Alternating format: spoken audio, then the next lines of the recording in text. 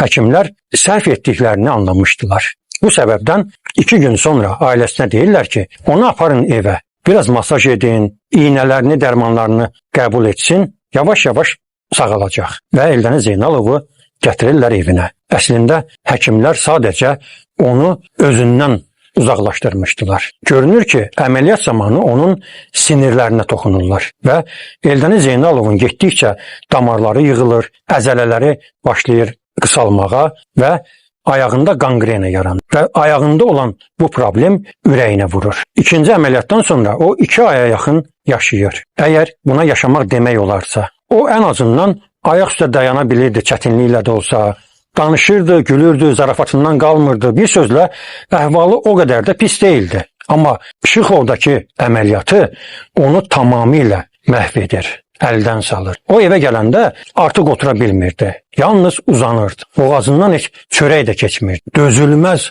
ağrılar, işgəncələr keçirirdi.